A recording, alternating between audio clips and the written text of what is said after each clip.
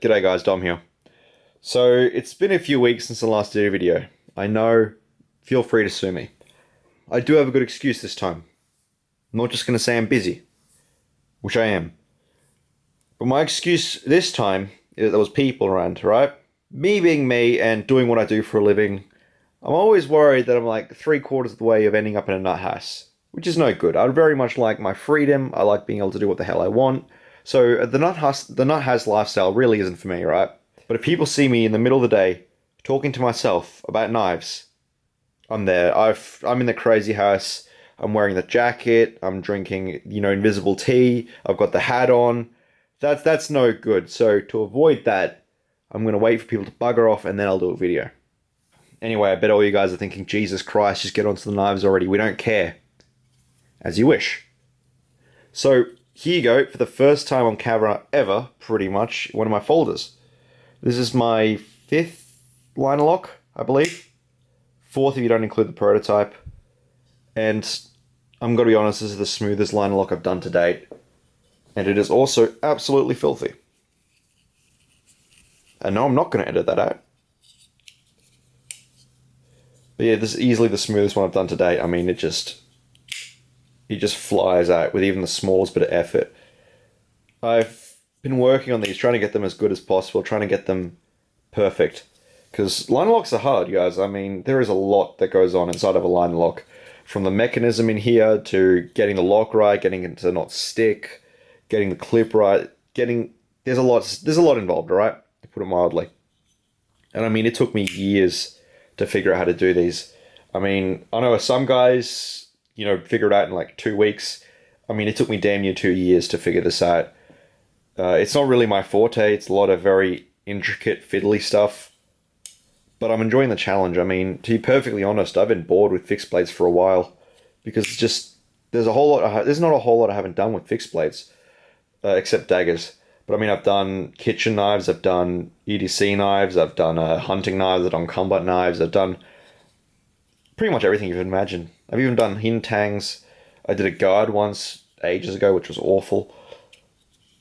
But I mean, this is a whole new thing for me. It's a whole new world of things I can learn and figure out how to get better at. It is pretty much the lightest one I've done yet, and it's the smoothest.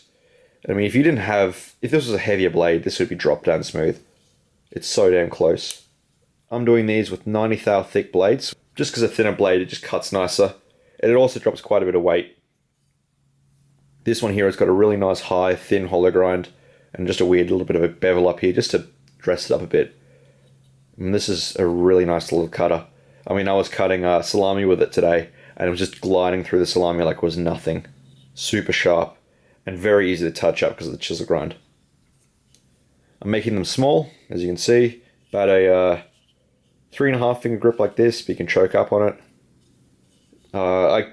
What is it, like a 3-inch blade? I don't know, don't quote me on that, I can't remember. But a smaller blade. I'm really gearing this towards more of an office situation, right? Where you don't want to scare people. Because if you pull out something like this off your belt in the middle of the day at your office, I mean, you're going to be getting a call from the HR cunt. But something like this, it's a lot smaller. I mean, you can almost hide it completely in your hand if you're cutting something, so they don't even see you have a knife if you're cutting open a box or whatever. And the nice thing, grind helps you cut open, normal stuff like sandwiches, boxes, that sort of stuff.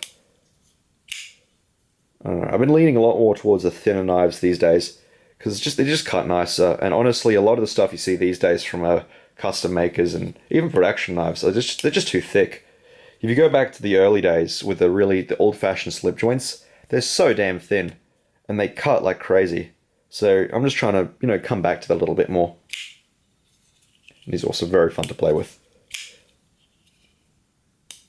I'm not taking any orders for these at the moment. I did take some a few months ago, but those books are full. So you're going to have to wait until I open my books up again for folders if you want one. Anyway, on to the next one. So I suffer from this disease called late night eBay shopping.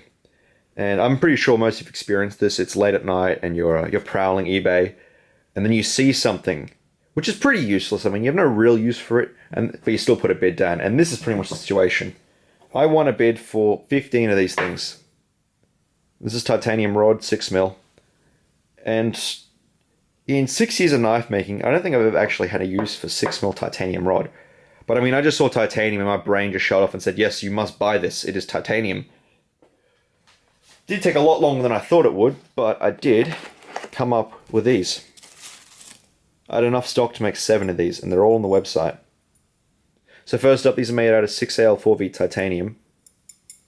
And I've actually gone ahead and I've done a rock pattern on all of them on the back. I'm just going to show you one pair because they're all similar enough that if I showed you all of them in one video, you're going to get bored senseless. But they've all got the rock pattern on the spine. I got a new attachment for the grinder so I can actually get a really nice rock pattern that it's easy to do, and it just looks better. It looks a little bit more rocky. The inside of it has been given this dull blue, sort of purpley anno. It depends which one you have. And it also depends how clean they are, because the fats and oils in your finger will kind of change the color a little bit. So if you've been playing with them for a bit, it'll actually go purple or yellow or whatever. But once you clean it again, it'll go back to blue. So, I don't know, that's kind of a cool feature of titanium. The tops here have all been polished. Just a bit of contrast. And I've done the rock pattern with sort of a fade into this main taper. I really like how it kind of looks sort of like alien-y, especially around here. Like some sort of outer space shit. Or maybe even like H.R. Geiger-y. I know somebody said that on my Instagram. And the tape was a little bit more challenging to do than I hoped it would be. I don't have a lathe, so I had to figure out how to do this with a grinder. And I figured out a way that works. I did burn myself a few times, but it's definitely worth it. And I got a nice, pretty even taper on both of them. And originally I actually took these to 1200 grit, but they were just too slippery. So if you want to pick something up, I have no chopstick skills whatsoever, but if I went to pick something up, right, like it would often slip off and fall off because it's just too slippery with a really fine finish. So I went back and gave them a 320 grit satin, which is a lot grippier, and it's also a lot more durable, so it doesn't scratch up as easy. And one final detail on these, at the ends of them, I actually gave them a bit of a buff, bit of a mirror polish. Well, it's not quite mirror polish, but it's a little bit polished up, just as, you know, a nice little detail. One of the great things about titanium, it's very inert, so you're not going to have to worry about this thing rusting or corroding or anything. So, you know, great thing there. I think that's about it. I've been told that if I go on for too long, I ramble, so I'm going to cut it off pretty early. Thanks for watching the video, guys, and I'll see you next week, probably with another build video. And I've also got another, no, not a build video. I'll see you next week with a, another video like this, and I've got a build video in 2 weeks. Anyway, thanks for watching, guys, and I'll see you next week.